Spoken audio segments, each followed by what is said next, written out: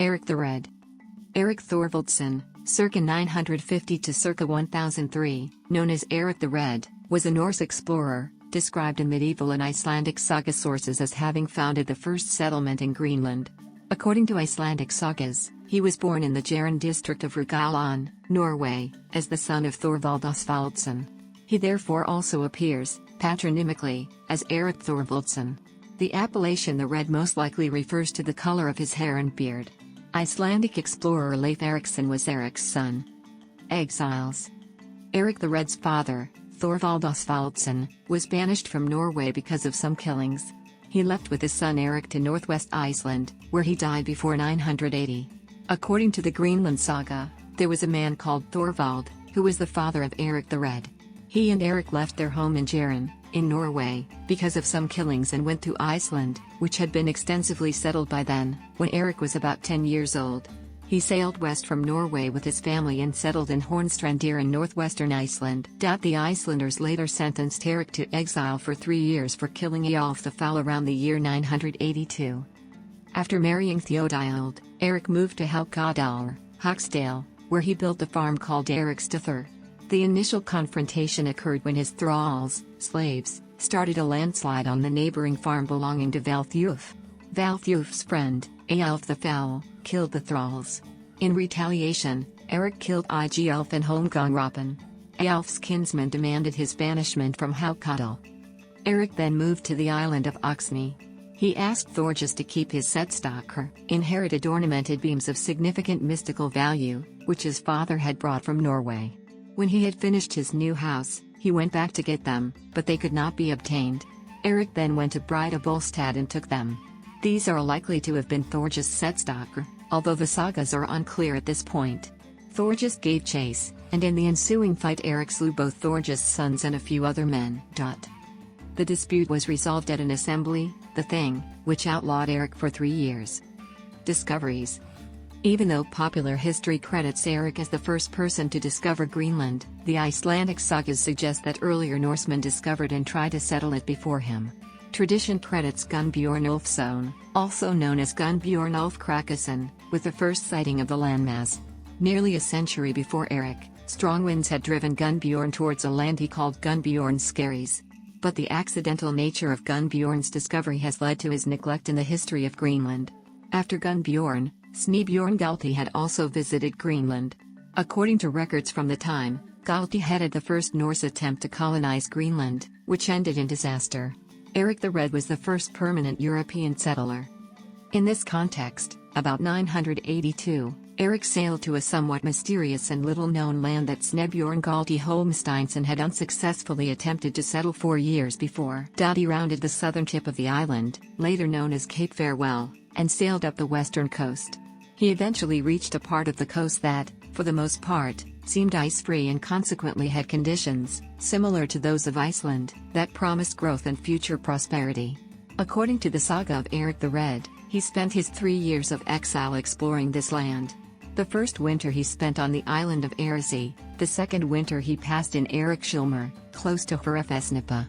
In the final summer he explored as far north as Snæfell into Hrafnsfjord.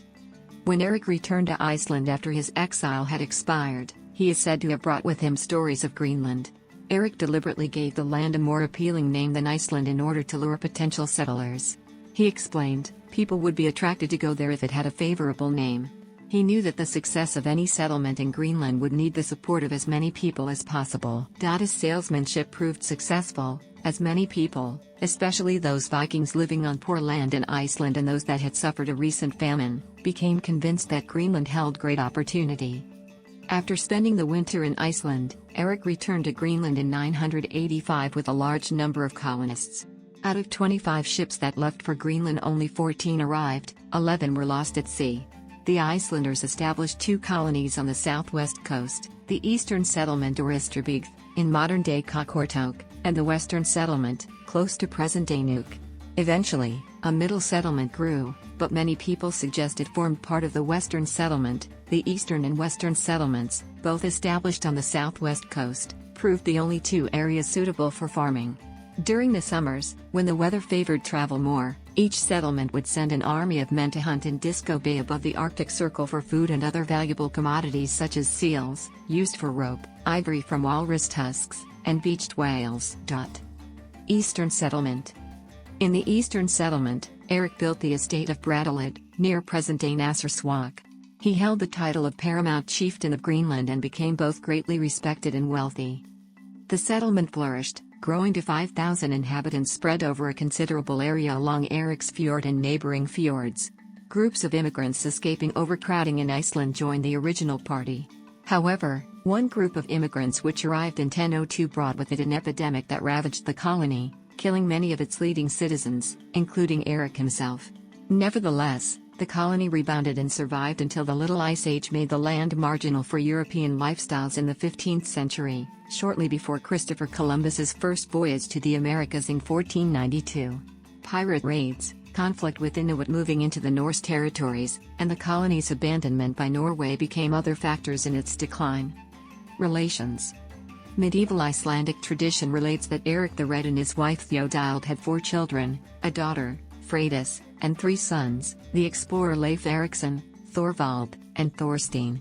Erik himself remained a follower of Norse paganism, unlike his son Leif and Leif's wife, who became Christians.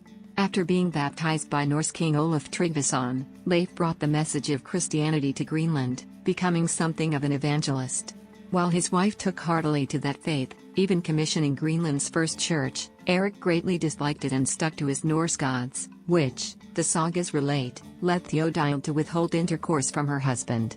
Thjodhild was the daughter of Jæren Durulfsson and Torbjörg Gilsdotter, from whom Gilsfjord is named. Jæren's mother Björg was granddaughter to Irish King Sir Balmac Dunlange, Carvel, through his daughter Rifarda.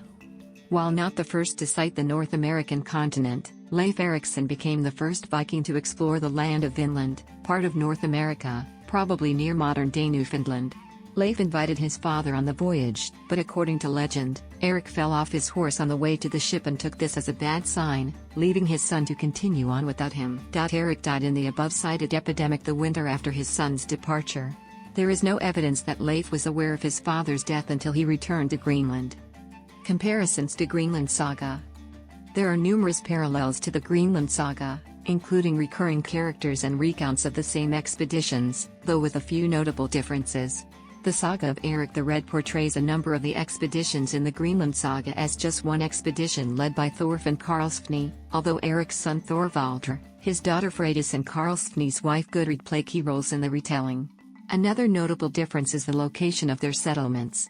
According to the Grönlandinga saga, Karlsefni and the others settled in a place that is referred to only as Vinland, while in Erik the Red saga they formed 2 base settlements, Stromfjordur where they spent the winter and the following spring, and Hop where they later settled but ran into problems with the natives they called Skrallings, as depicted in the Greenland saga. The 2 accounts are largely similar otherwise, both with heavy focuses on the exploits of Thorfinn Karlsefni and his wife Gudrid. The exploits of